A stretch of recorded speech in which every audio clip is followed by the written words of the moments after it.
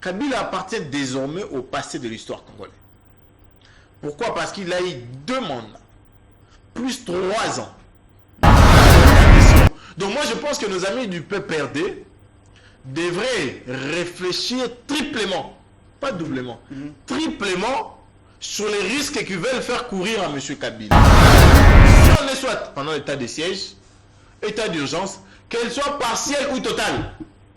Deuxièmement, lorsque les 2 institutions, Assemblée nationale et Sénat, sont dans l'impossibilité de se réunir.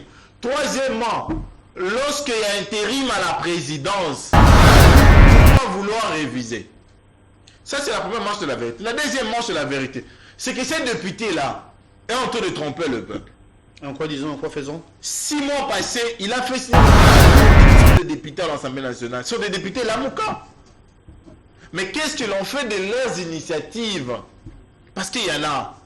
Soit on ne l'aligne pas, soit on n'entend même pas avec la CENI, qui du reste n'est pas crédible même aux yeux du gouvernement. Parce qu'il faut le dire, le gouvernement dit je paye l'argent, la CENI dit qu'il n'a pas reçu. Trop de concurrents auprès des adversaires politiques, il sera crédible. Je dis non. Mais sinon, si aujourd'hui, le ministre estime qu'il n'a pas tort, il garde ses énergies pour venir se défendre à l'Assemblée nationale.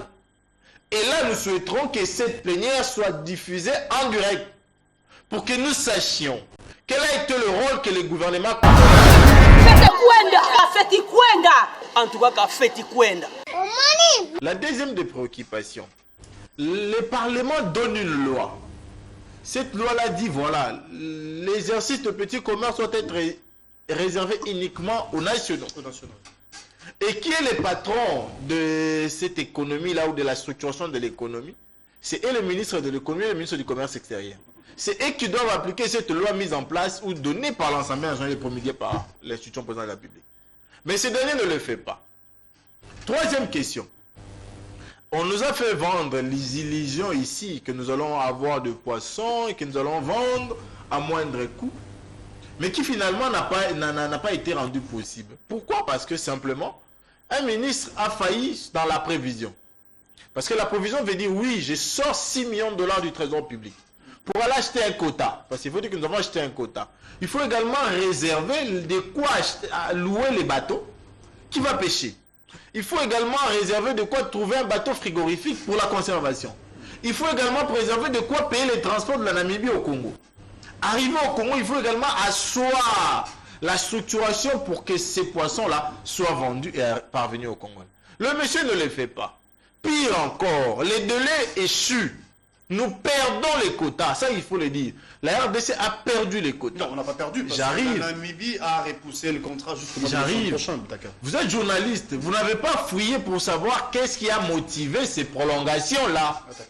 Parce que déjà, il faut rappeler que la question du poisson en Namibie, c'est une question du gouvernement. C'est leur richesse. On débat de cette question au Parlement. Et le président donne son avis en dernier. Donc il lui fallu que la RDC, par sa première institution, puisse écrire au président namibien.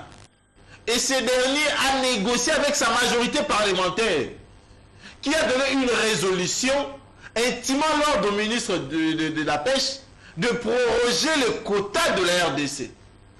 Ce n'est pas que nous avons bénéficié de manière gratuite, non. Nous avons renégocié, mais cette fois-là, nous avons utilisé d'autres canaux. Et ce quota qui nous est donné aujourd'hui rentre avec le même conditionnalité d'attente. On ne nous a pas donné le moyen de transport. On ne nous a pas donné la conservation. Et on ne nous a pas donné les moyens de pêche. Il faudrait également que l'État congolais débourse pour la pêche. Mais dans l'entretemps, pour avoir perdu les quotas jadis en décembre, on a dû recourir au privé. Par la faute de qui? Par la faute du ministre de l'économie. Et la conséquence, c'est que la RDC a payé un quota privé. Mais lorsque vous vous questionnez sur ces quotas-là, qui sont ces Congolais qui ont vu ce quota et l'ont acheté? C'est encore une autre question. Donc aujourd'hui, parmi les missions qui est reconnues aux élus, bien qu'ils ne les font pas, ou ils les font de manière vraiment très lacunaire, c'est entre autres la mission de contrôle parlementaire. Ouais. Et ces contrôles s'effectuent également avec des interpellations et des motions. Ouais. Si aujourd'hui, les ministres estiment qu'il n'a pas tort, qu'il garde ses énergies pour venir se défendre à l'Assemblée nationale. Et là, nous souhaiterons que cette plénière soit diffusée en direct pour que nous sachions quel a été le rôle que le gouvernement congolais a effectivement joué pour que nous puissions, nous, perdre les quotas en décembre dernier et quel est le rôle que l'État congolais a joué aujourd'hui pour sécuriser les consommateurs congolais. Parce que dans cette motion-là, il est également fait mention de la question de la variabilité de prix de denrées de première nécessité. Ouais. Les Congolais aujourd'hui achètent une boîte de tomates à 450 francs. 3 ans passés, cette même boîte se vendait à 200 francs. Aujourd'hui, les Congolais achètent les Bundeli Amadé à plus de 4000 francs, alors que ça se vendait à 1200, à 1300, jadis 3 ans passés. Tout ça est les corollaires d'un déficit de politique gouvernementale. Ce qui me dérange, en fait, c'est de voir qu'il y a ces gens-là, qu'on appelle communicalards, qui se donnent le luxe de mettre en garde des élus nationaux. C'est le monde en envers. Aujourd'hui, ce que ces élus-là font, bien qu'ils le font mal, c'est pour le bonheur des Congolais. Les Congolais à qui eux ont vendu les rêves du peuple d'abord. Les Congolais à qui eux aujourd'hui ont promis ciel et terre, mais qui n'arrivent pas à le voir. Donc nous pensons, nous, que c'est dans le prérogative reconnu aux élus de faire ce qu'ils sont en train de faire, mais nous souhaitons que cette initiative puisse aboutir. Pas à des recommandations telles que le feuilleton RAM, mais effectivement à une déchéance. Je voulais évoquer le point, mais sinon, au regard de cette pression qui s'y vient nos jours au niveau de l'Assemblée nationale, il y a des tendances. Il y a certains députés de l'Union sacrée qui sont contre, même le ministre. Vous avez dit tantôt, il y a un groupe de communicateurs qui menacent certains députés. Pensez-vous que l'actuel ministre de l'économie va s'en sortir ou bien il finira par jeter l'éponge d'après vous? Bon, déjà, il faut dire que le propre de l'Union sacrée, c'est la magouille. C'est la fraude. Parce que un de leurs fervents défenseurs l'a dit, que cette gouvernance évolue aux allures de Pablo Escobar. Pablo Escobar qui est connu comme étant le plus grand mafieux de l'histoire. Donc avec cette histoire, je crains moi que de l'argent sur kill. Je crains moi que des dictats sur kill. Pour protéger les ministres? Voilà, parce que c'était le cas avec le ministre de Pétentique, où tous nous avons cru qu'à l'issue de cette mauvaise prestation en termes de défense de son interpellation, ils allaient le transformer en motion et finalement obtenir sa déchéance. Mais nous avons vu le théâtre. C'était de recommandations et avec des tons faibles, avec des tons demandants, des tons de supplication, en lieu place d'exercer effectivement ses attributs. Donc nous pensons, nous, que la petite mésaventure risque de se reproduire. Parce que déjà, ceux qui portent la motion, moi je n'ai pas confiance en eux. Parce que je sais comment ils fonctionnent en fait. Et dans le lot ou dans la JBC dans lequel ils sont, c'est ça la méthodologie la plus propice. C'est lui d'interpeller pour que les Congolais voient que vous êtes en train de faire quelque chose. Et puis après, donc juste faire la figuration ou encore du remplissage si vous voulez. Faire de la farce, c'est ça le mot. Parce que je doute fort qu'ils arriveront à terme. Je doute. Soit c'est le bureau qui prendra effet et cause, parce qu'il faut dire que là on obéit au pape d'une religion, hein. C'est en fait ça la petite mésaventure de là-bas. Et lorsque certaines personnes prennent la parole, vous répétez les propos de Sessanga. Alors on va changer de sujet, on va parler élection. Votre position est connue, vous qui êtes de la Mouka, jusqu'ici vous continuez à exiger la dépolitisation de la CENI. Mais de l'autre côté, PPRDO FCC dit clairement qu'ils ne prendront pas part aux élections prochaines avec l'administration actuelle, donc avec la CENI de Kadima. Cependant, Bokondo, l'église du Christ au Congo, ont lancé un appel. Ils vont faire de leur mieux pour consulter, pour échanger avec des parties prenantes au point d'organiser de belles élections en 2023. Pensez-vous que 2023 sera possible en termes d'organisation des élections? 2023 doit être possible parce que c'est une exigence constitutionnelle. C'est la Constitution qui impose à ce que nous ayons des élections 5 ans après. Pour nous permettre, nous, de sanctionner ces stagiaires. C'est la première de remarque. La seconde, c'est que les élections ne dépendent pas seulement de l'arbitre. Les élections dépendent également du système déjà mis en place. Mais aujourd'hui, nous constatons que l'arbitre est déjà partisan. Je le dis toujours et je ne cesserai de le dire. Kadima est le conseiller électoral de l'UDPS à la CENI. Pourquoi je le dis? Parce que ces derniers, nous avons reçu une information sur laquelle c'était un des membres influents de l'UDPS Afrique du Sud. Qui n'était pas authentique malheureusement. Voilà, et qui n'a jamais été démenti. Il faut aussi le dire. À ce jour, la coordination ou le secrétariat général de l'UDPS n'a jamais contredit ces affirmations de M. Moleka. Ça veut dire que nous nous attelons à accepter d'abord ce que lui a dit. Premier élément. La seconde, c'est la manière dans laquelle ces gens-là ont fonctionné pour arriver à mettre ces gens qui sont là. Alors, je pose une question simple. À Saint-City, nous, politiques, nous avons décidé que ceux qui vont nous amener vers les élections puissent appartenir à une couche à société civile qu'on appelait confession religieuse. Une personne qui a été élue en 2018 comme député national, il a battu campagne pour un candidat président de la République, avec un penchant très politique. Arrivé en 2022, 2021 même, on nous dit brusquement, non, Guélor, ce dernier est devenu de la société civile. Il a renoncé à tout ce qu'il y a comme politique. Même son CV de politique, il a renoncé. Comment on explique ça? Qu'est-ce que nous allons dire à nos enfants? Que dans 10 ans, je peux être politique, et puis après, je décide, non, je deviens société civile. Et on m'accepte. On va plus loin. Les personnes attitrées, les personnes ayant reçu compétence pour convoquer les assises de confession religieuse, là on dit clairement, ce n'est ni les présidents, ni les vice-présidents qui ont convoqué. C'est plutôt un monsieur qui s'est levé, qui derrière est en conflit par rapport à la fonction qu'il occupe avec un autre qui a été élu par l'Assemblée générale qui a un PV. Il convoque. Et on dit non, pas même au siège habituel de leurs assises. Ils vont à la cime. Des violations en violation. Donc nous pensons, nous, la position du PPRD qui ne lit pas, c'est leur position. Mais au regard de tout ce que nous avons vu dans ces feuilletons qui a abouti à l'installation du bureau de la centrale électorale de l'UDPS, nous concluons que ce bureau n'est pas fiable. Non, n'est pas crédible. Et dans la crédibilité, on voit l'élément de confiance.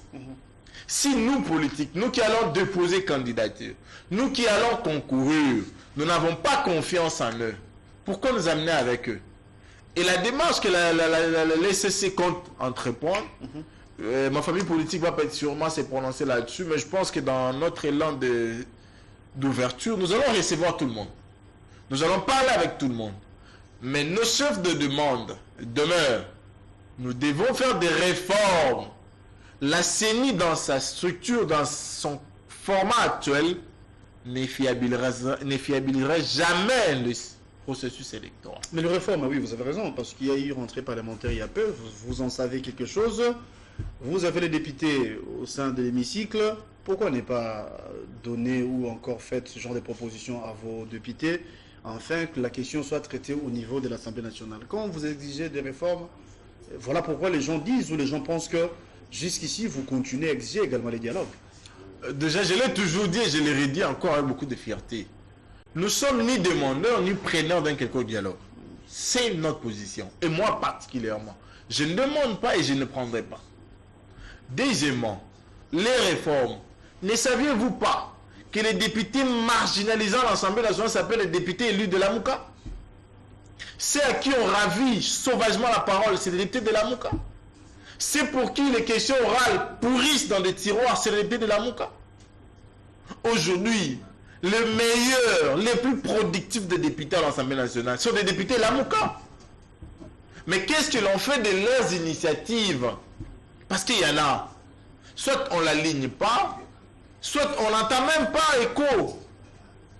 Il y a M. Sessanga qui a proposé, le roi Sessanga, qui a proposé depuis maintenant plus de 2 ans la proposition de loi électorale depuis plus de 2 ans. C'est à peine que le citoyen Beau se le sort du tiroir. C'est à peine. Et s'il faut creuser pour voir tout ce qu'ils ont proposé à la même date, aux mêmes échéances que lui, vous comprenez qu'il y a un problème. Donc les propositions pour nous, nous l'avons. Vous vous rappelez, le 17, je crois, juillet 2020, à CEPAS, nous avons nous proposé ce calendrier électoral qui d'ailleurs est beaucoup plus innovant et qui fera ce que nous aurons les élections au mois d'octobre de 2023. C'est une proposition prête d'être endossée par un député Lamouka. Mais quel est le traitement qui nous est réservé à l'Assemblée nationale? Qu'est-ce que l'on nous réserve comme traitement? Parce que nous sommes ouverts et nous sommes compétents. Nous avons de quoi servir notre peuple parce que pour nous les mandats coûtent cher. C'est pas pour ceux qui reçoivent 1000 $ chaque mois pour les carburants. Mais quand viendra-t-il? Parce que vous savez très bien que le règlement ordre intérieur au niveau de la CENI a été avalisé au niveau de la Cour constitutionnelle. Ce qui dit, la Cour constitutionnelle reconnaît l'administration CENI actuelle. Alors si Kadima et son équipe organiser les élections, je ne vais pas dire que vous n'allez pas prendre part, mais quand viendra-t-il? Parce que déjà au préalable, il y a des contestations, le PPRD rejette, vous aussi vous continuez à exiger la dépolitisation. Alors l'équipe actuelle, si elle arrive à organiser les élections, comment on va s'y prendre? Ou encore comment vous allez faire? Déjà, c'est ça, c'est là même la question. Comment aller aux élections avec une équipe qui ne fiabilise pas? Comment aller aux élections avec un monsieur qui n'est pas accepté par tous ou par la majorité? C'est au fait ça la réalité. Parce que nous l'avons dit, les pactes républicains que nous avons scellés avec le peuple, depuis 2006, c'est de voir la gouvernance changer que par les élections. Et les élections ne doivent nullement conduire à des contestations au risque de faire perdre de vie aux Congolais. Voilà pourquoi nous parlons des élections crédibles et apaisées. On commence d'abord par crédible, puis on ajoute apaisé. Mais la crédibilité dépend d'abord de l'organisateur. Et nous l'avons dit que l'organisateur pour nous n'est pas crédible. Parce qu'il est politique. Alors qu'il est censé être de la société civile. Et si et seulement s'il s'entêtait. Et moi je pense que la voix de la raison va venir. C'est-à-dire voilà, le citoyen Kadima, soit il partira de lui-même, soit on va lui demander des partis. Parce qu'aujourd'hui, les Congolais ont besoin d'un ouf de soulagement. Et cela ne peut venir que par les élections. Et aujourd'hui, nous amener aux élections avec la CENI, qui du reste n'est pas crédible même aux yeux du gouvernement. Parce qu'il faut le dire, le gouvernement dit je paye l'argent, la CENI dit qu'il n'a pas reçu. Déjà, auprès de son bailleur de fonds, il n'est pas crédible. Est-ce qu'auprès de concurrents, auprès des adversaires politiques, il sera crédible? Je dis non. Mais sinon, au-delà de ça, parce qu'il y a également des propositions qui viennent un peu de partout pour revisiter ou retoucher carrément la Constitution. Il y a de cela même qui parle de changement de la loi fondamentale. Le mandat de chef de l'État, ça passe de 5 à 7 ans. Il y a certains articles qui, d'après certains, doivent être écartés de la Constitution, d'où on parle de révision ou changement de la Constitution. Heureusement, vous êtes aussi juriste, et bien qu'on ne vous reçoit pas en tant que tel, mais sinon, que diriez-vous par rapport à ça? Est-ce que le moment est bien choisi, ou bien on peut aussi changer, si pas revisiter notre Constitution? Bien, merci Guélor. Déjà, je l'ai toujours dit depuis un moment, les mal avec nos amis de l'Union Sacrée, c'est la question de la compétence en fait. Il n'y a pas de compétents à l'intérieur. Parce que s'il faut déjà analyser, nous sommes là perdus. La question du changement de la Constitution, c'est la question qui nous concerne. Nous qui nous peuple. Parce que pour changer une Constitution, il faut nous amener vers le référendum. Parce que cette Constitution, elle est une Constitution référendaire. Nous l'avons acceptée, c'est notre Constitution. Mais pour réviser, l'initiative doit être le corollaire de 3 personnes en fait. Soit la présidence de la République, soit le gouvernement, soit une majorité par une pétition, soit un député par un projet ou une proposition de révision constitutionnelle. Mais là encore, il faut aller dire aux députés qui proposent ces initiatives-là que lorsque l'on veut réviser, il y a des dispositions que l'on ne touche pas. On ne touche pas parce que l'on ne veut pas toucher, mais parce que c'est verrouillé. Notamment l'article 220 qui dit que la révision ne peut nullement constitue et ne peut nullement avoir pour objet les changements de mandat du président de la République. Ça, c'est l'article 220. Et l'article 219 vient pour ajouter, pour dire, on ne peut pas aller vers une révision constitutionnelle pendant 3 ans. Voilà même pourquoi le roi M. Sanga a décidé qu'on puisse sursoir un peu, parce qu'on est pendant l'état de siège. La première, si on est soit pendant l'état de siège, état d'urgence, qu'elle soit partielle ou totale. Deuxièmement, lorsque les deux institutions, Assemblée nationale et Sénat, sont dans l'impossibilité de se réunir. Troisièmement, lorsqu'il y a intérim à la présidence. Mais vous comprenez que déjà nous sommes dans la première. Nous sommes pendant l'état de siège dans 2 provinces. Pourquoi vouloir réviser? Ça, c'est la première manche de la vérité. La deuxième manche de la vérité, c'est que ces députés-là est en train de tromper le peuple. En quoi disons, en quoi faisons? 6 mois passés, il a fait signer des pétitions aux Congolais pour uniquement obtenir la suppression des organes budgétivores. Soit, sa cible, c'était voilà. Les organes budgétivores. Les institutions budgétivores. Il a parlé du Sénat, des assemblées provinciales, du Conseil économique. Mais aujourd'hui, nous posons la question, quelle est cette magie-là qui fait ce qui prend les mêmes signatures pour l'amener pour une révision constitutionnelle? Et là, il parle de mandat. Soit il est en train de se tromper, soit il ne maîtrise pas, ou encore il le fait à dessein. Voilà pourquoi nous pensons, nous, que cette question de révision constitutionnelle, c'est notre question. C'est notre charge. Redonnez-le nous et nous allons l'assumer pleinement. Ne le prenez pas par fraude, ne le prenez pas par ignorance des textes, prenez-le avec sagesse. Alors, vous êtes juriste, hein? Ça va nous aider par rapport à cette question. Je me répète, hein, bien qu'ici vous êtes politique, non pas juriste. Kabila peut-il revenir aux affaires? Parce que l'autre fois, nous avons tous suivi avec beaucoup d'intérêt l'un de ses collaborateurs, Néhémie Moulania, qui avait dit clairement que rien n'empêcherait à l'ancien président de République de postuler en 2023, alors qu'il est sénateur à vie, alors qu'il avait fait ses 2 mandats. Voilà, déjà la question de l'opinion, c'est propre à tout le monde. Moi j'ai mon avis, l'honorable... J'arrive. L'honorable Moulania a son avis, le premier Mozito a son avis. Ça c'est déjà clair. Mais j'aimerais aborder cette question en 2 thématiques, en fait, en 2 volets. Le premier volet, je prendrai le volet politique, et puis je vais descendre sur le volet juridique. Pour le volet politique, Kabila appartient désormais au passé de l'histoire congolaise. Pourquoi? Parce qu'il a eu 2 mandats, plus 3 ans. Et ensuite, on a ajouté les 2 ans d'après Mouzé. Il a eu à peu près 18 bonnes années pour asseoir effectivement une politique de gouvernance, si seulement il en avait. Mais malheureusement pour lui, il s'est entouré de tous ces gens-là qui ne voulaient que de l'argent du Congo.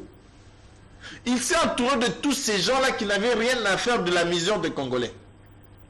Et grâce à son inefficacité à sanctionner promptement, ces gens-là n'ont amené le Congo que dans la gouffre. L'impunité, on va dire. Voilà, dans la gouffre.